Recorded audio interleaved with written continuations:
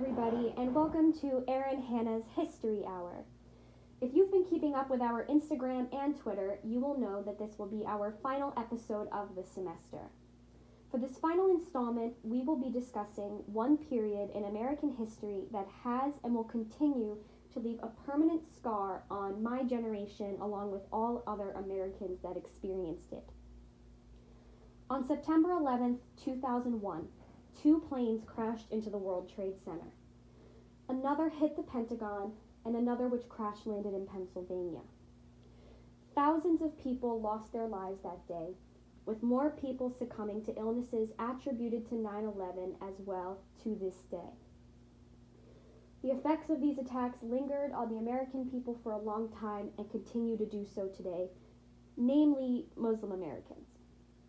Following 9/11, America entered a time of heightened surveillance and increased Islamophobia and xenophobia.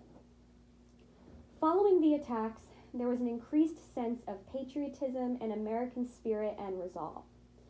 3 days after the attacks, George W. Bush addressed first responders, and I quote, "I can hear you. The rest of the world hears you. And the people who knocked these buildings down will hear all of us soon." Bush then put forward what was called the Bush Doctrine, which gave the United States the right to take preemptive military action against any suspected terrorist action that potentially posed a threat to the United States. The so-called War on Terror remained a significant part of American life, both at home and abroad, for many years to come. By definition, xenophobia is an irrational fear and hatred of the unfamiliar, especially people belonging to other races and religions, according to Mohammed Safir Awan's book of Islamic Studies in his chapter focusing on the rise of Islamophobia following 9/11. Before getting into stories of people who faced xenophobia/Islamophobia post 9/11, this is not to say that this is the first time in American history, or even just in recent American history, that such anti-immigrant, anti-foreigner ideologies have run rampant in American society. In Sunaina Marmira's book about the 9/11 generation, she discusses that the surveillance movement following 9/11 roots back to the McCarthy era. In fact, Myra also puts forward the interesting idea that the Cold War played a huge part in our overall political culture as a whole, and that includes the political and social climate following 9/11. America also saw levels of xenophobia rise during World War II in the form of anti-Japanese rhetoric and internment camps. The point is, this using of immigrants and Americans of other ethnicities and religions as scapegoats during times of tragedy was not unique to the early 2000s. This obviously doesn't excuse these happenings, however. As previously stated, many different technologies to counter terrorism and also to, and I quote, repress extremist Muslim and Arab American youth, end quote, were put into place. The state attempted to promote, quote, moderate Muslim politics to American Islamic youth. This had some obvious social and political consequences on such youth.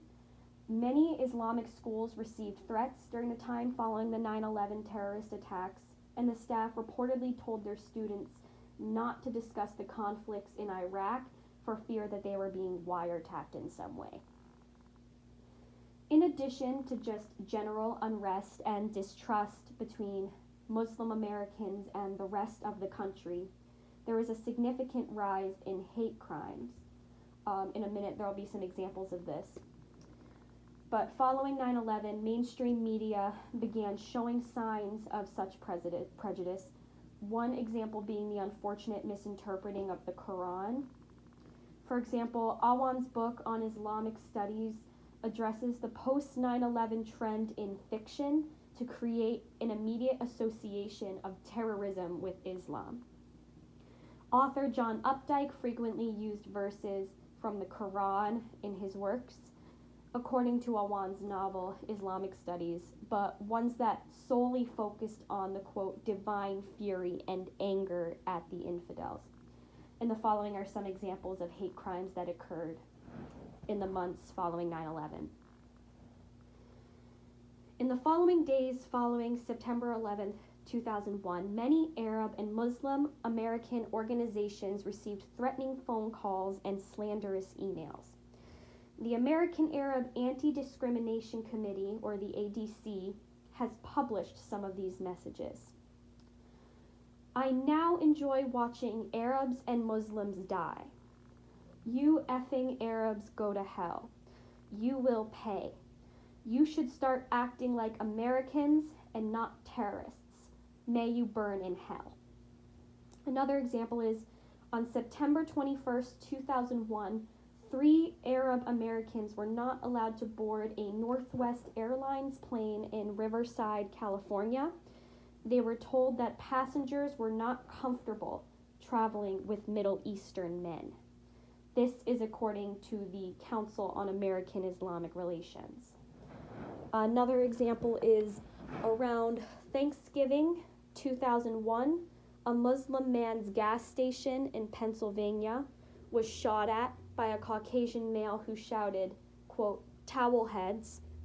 The bullet shattered glass that went into the man's face and eyes.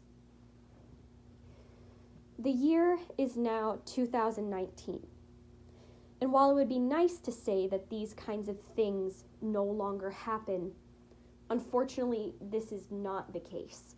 Hate crimes occur against Muslims all too often across the globe, as seen in instances such as the recent Christchurch shooting in New Zealand. I leave you with this. With education and compassion, we can work toward a kinder, less violent future. Have a good day.